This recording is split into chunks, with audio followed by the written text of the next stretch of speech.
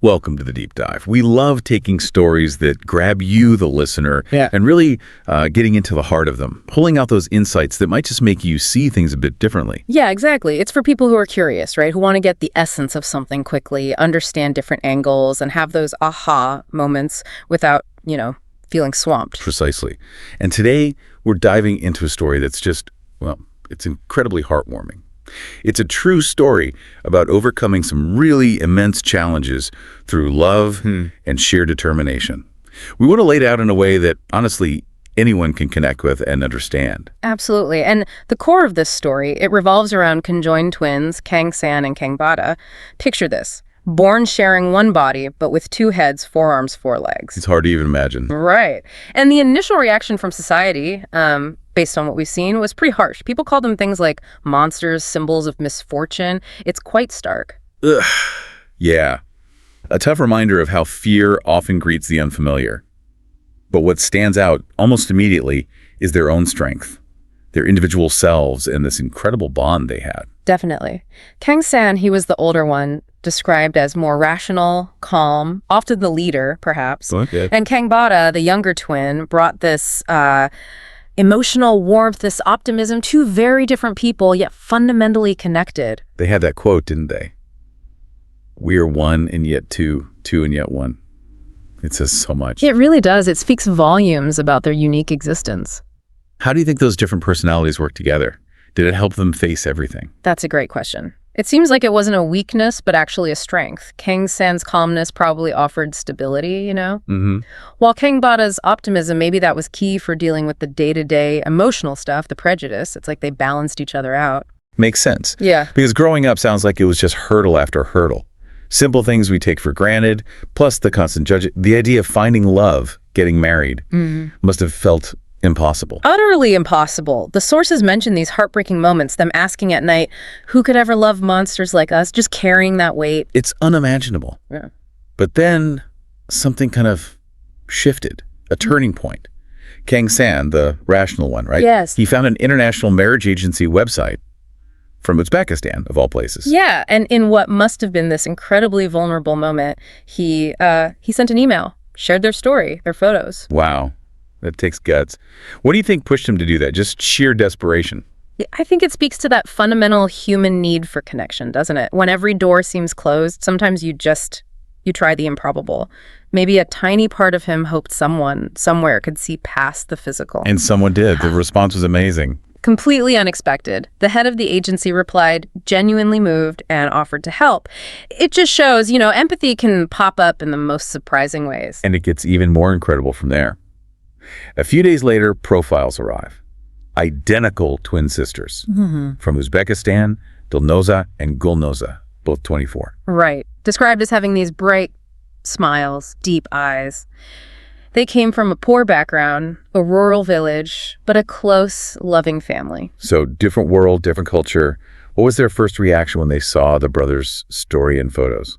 Surprise. Oh, definitely surprise initially, but the sources really stressed that they were profoundly touched by the brothers' sincerity, the visible bond between them. Okay. And maybe because they were twins themselves, they kind of got it on a different level, that connection. That makes sense. They actually said something like, we want to see their hearts, not their appearance. We believe in their pure love. That's powerful. It completely reframes things. It says so much about them. It really does. A remarkable focus on what's inside. So they start talking.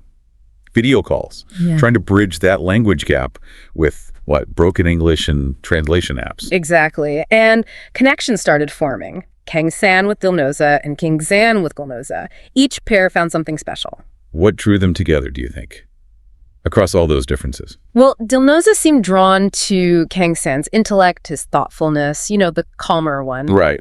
And Gulnoza connected with Kang Bada's cheerfulness, his pure heart, as they described it. The optimist. Yeah.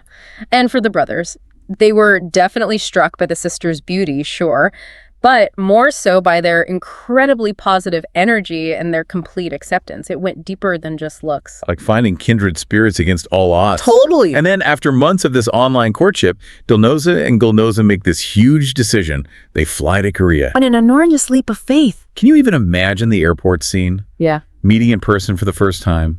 The nerves, the hope. It must have been overwhelming moving from a screen to reality, especially this reality. The sources say they were almost speechless, just soaking it all in. Apparently, the sisters were even more radiant in person. Their willingness to travel that far just underlined their commitment. So they move into the Kang brothers' home, and the sisters right away start taking care of the brothers' physical needs. Yeah. It's quite something. A huge testament to their love and devotion, yeah. And the brothers, in turn, were teaching them Korean, sharing their culture, trying to build this shared life. But it wasn't all smooth sailing, was it? The outside world didn't just suddenly accept everything. No, not entirely. While their close circle was supportive, the sources do mention they still faced unkind looks, whispers out in public. It shows those societal hurdles were still there. But their belief in their love, their bond as a foursome, seemed to act like a buffer. It gave them strength. And that strength led them to a wedding. A joint wedding. Talk about unique. Absolutely unique. 2 grooms sharing one body, 2 twin brides. The media attention was, as you'd expect, intense. How did they handle that? Yeah. All the cameras, the questions, the public scrutiny. It seems they just stayed focused on each other, on the commitment they were making. Yes, the media was there, it was unavoidable, but their priority was their own happiness, their union. They didn't let the noise distract them. Which is pretty remarkable in itself. Then comes the next big chapter, wanting children. Yeah, and this is where things get medically incredibly complex. For conjoined twin men, the possibility of fathering children comes with significant risks. The sources mention that, right? Successful pregnancies are rare, potential genetic issues, complications. Exactly. It wasn't a simple decision, but they held on to this belief. Our love can create miracles. So how did they approach it? Did they just hope for the best, or? No, they were very proactive. They worked really closely with doctors, underwent loads of tests, consultations, trying to understand every possible risk and outcome. The sources even mentioned nightly prayers showing that deep emotional and spiritual hope they carried. They really prepared themselves. They did, diligently. And then the unbelievable happened. Truly unbelievable. Dilnoza and Gulnoza both become pregnant almost at the same time. Wow. And both carrying healthy twins. 4 babies on the way. The doctors must have been floored. Completely astonished. Everyone around them was. It seemed to defy all the medical odds. For the couples, it must have felt like this incredible validation of their love, their faith. What an amazing turn. And the sisters, pregnant together. Yeah.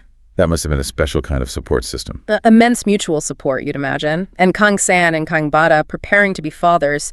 The sources paint a picture of a home just filled with joy and anticipation. But even during the pregnancies, they still faced some negativity, some prejudice. Unfortunately, yes.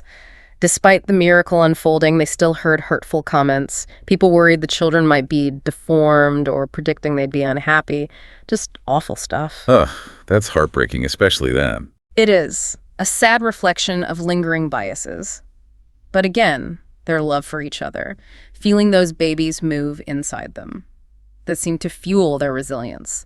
Their home became this bubble of laughter, hope, getting ready for 4 little ones. And the ending is just perfect, really. Safe delivery. 4 healthy babies. Adorable, apparently, resembling both sets of parents. An absolutely incredible outcome. And suddenly you have this family structure that nobody had ever really seen before. A father with 2 heads, twin mothers from Uzbekistan, 4 children. Their story just exploded globally. I bet. A symbol of something powerful. Totally. Challenging norms, offering hope. Kang and Kang Bada stepped up as providers, as fathers, Dilnoza and Gulnoza as wives, as mothers, and the kids, they grew up bright and healthy in this extraordinary loving home. They called it the miracle house where 8 hearts beat as one. That's right. And beyond their personal story, they actually contributed to conversations about disability rights, about accepting multicultural families. Their journey had ripples. It's just, yeah, an extraordinary story. He really shows you the power of love, resilience, and just pure courage to go against the grain. Without a doubt. The key things that stand out are that deep, deep bond between the brothers, the incredible courage of the sisters choosing love over appearance or convention, and just their shared refusal to give up on building a family. It makes you really think about what connection means. And for you, listening in, seeking those moments of understanding, this deep dive, I hope, has shed light on just how powerfully human connection can overcome almost anything. It really pushes you to think about what love and family truly are. It really does. And maybe a final thought to leave you with. How often do our own preconceived ideas, our own biases about what love or family should look like, maybe limit our understanding, limit our ability to see the beauty in different forms? What can a story like this teach us about real connection, about acceptance, about the sheer boundless capacity of the human heart? It's a story that really invites us to celebrate love in all its amazing, sometimes unexpected forms.